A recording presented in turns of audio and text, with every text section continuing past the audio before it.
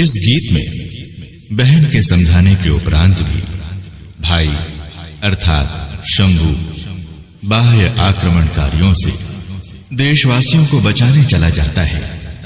उसका चित्रण इस वार्तालाप में दिखाई देता है।